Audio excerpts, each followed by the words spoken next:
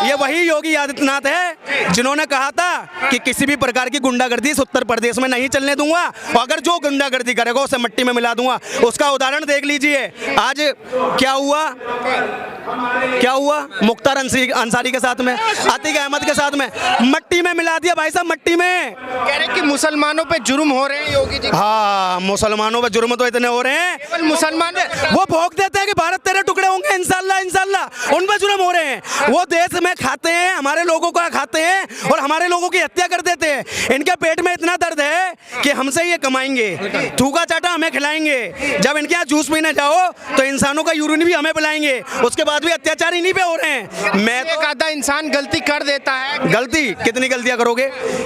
अब हिंदू पहले ऐसा नहीं है, जो हमारे धर्मगुरुओं ने कहा है ना कि अब कुंभ मेले के अंदर भी किसी प्रकार का गैर हिंदू कोई दुकान नहीं लगाएगा। मैं अपने धर्मगुरुओं का कहीं ना कहीं स्वागत करता हूं इन बातों के लिए। सही बोला उन्होंने। बिल्कुल सही बोला है। एक चीज बताइए, हम तो नहीं कहते कि हम क्या ऐसे तो भाईचारा खत्म हो। अरे ऐसे भाईचारे की हमें जरूरत नहीं। अरे एक मिनट, किस चीज का भाईचारा?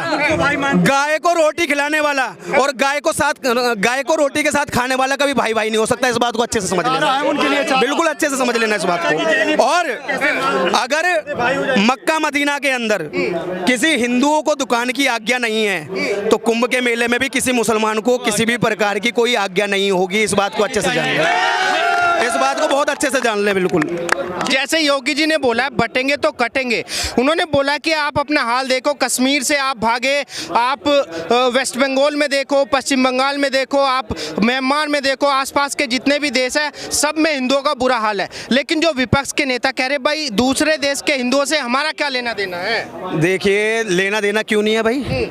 अगर लेना देना नहीं है तो जब फिलिस्तीन के अंदर मिसाइलें छोड़ दी जाती हैं तो यहाँ पे ओवैसी का पेट में दर्द क्यों होता है भाई साहब? कोई मुझे बता दे। तो हमारे कैसे भाई हैं भाई? ऐसे भाइयों की हमें जरूरत नहीं है। ऐसे भाइयों के तो पिछवाड़े पे लात मार के सबसे पहले इस देश से बाहर कर देना चाहिए। जो हमारी बहन बेटियों की हत्या करके ब्रिज के अंदर टुकड़े टुकड़े करके रख देता है, जो हमारे भाई कोई धार्मिक यात्रा में जाता है उसकी हत्या कर देता है, ये वो लोग हैं भाई साहब, ये मौका परस्त लोग हैं। अगर इन्हें आपने अपनी थाली में खाना खिला दिया ना, ये सुबह होते होते आपकी हत्या कर देंगे। अपनी भाड़ा के भाई नहीं बन पाए, हमारे तो भाई जब बनेंगे। क्या नाम होगा आपका? मेरा नाम हिमांशु है। अच्छा हिमांशु जी, मुझे बताइए, योगी जी ने बोला है, खुल के बोला है कि भाई बटोगे तो कटोगे, क्या लगता है? कट रहे हैं वो कहीं 35 टुकड़ों में कट रहे हैं, कहीं 40 टुकड़ों में कट रहे हैं, कहीं 50 टुकड़ों में कट रहे हैं। सही बोला है। बिल्कुल बिल्कुल सही बोला है। पूरा हमारा हिंदू समाज उनके साथ है। इस देश का बच्चा हिंदू जितने भी है, जैन धर्म है, सिख धर्म है, सारे के सारे एक आवाज में बोल रहे हैं। योगी जी ने जो बोला है वो बिल्कुल 101% सही बोला है। 101% साथ है। बिल्कुल कह रहे कि योगी जी ऐसी बयानबाजी करते हैं अपना वजन बढ़ाने के लिए। अखिलेश यादव जी कह रहे कि ऐसे योगी बहुत आए और चले गए। भाई ऐसे योगी ना आए हैं और नहीं आएंगे।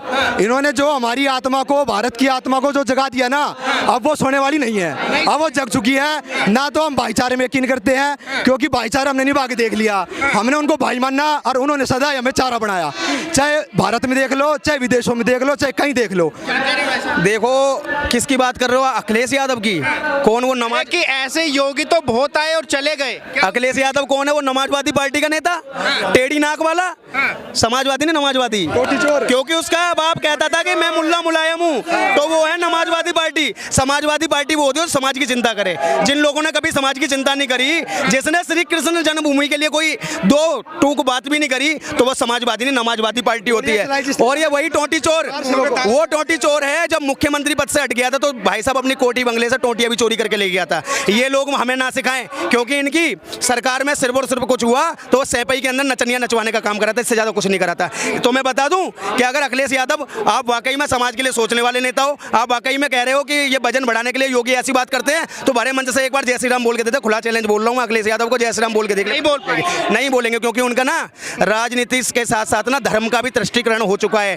अंदरूनी किनारे उन्होंने कहीं ना कहीं धर्म परिवर्तन कर चुके हैं, इसलिए वो बोल चुके हैं। वो अपने आप को कहीं ना कहीं यदुवंशी कहते हैं। मैं कहता हूँ यदुवंशी ऐसे नहीं होते जो कहीं ना कहीं श्री कृष्ण भगवान के लिए भी खुल के वंश से ना बोल पाए, जिनने आज तक किसी श्री कृष्ण भगवान की एक मूर्ति उत्तर प्रदेश। वो तो कह रहे कि भाई योगी जी से बड़े हिंदू हैं हम।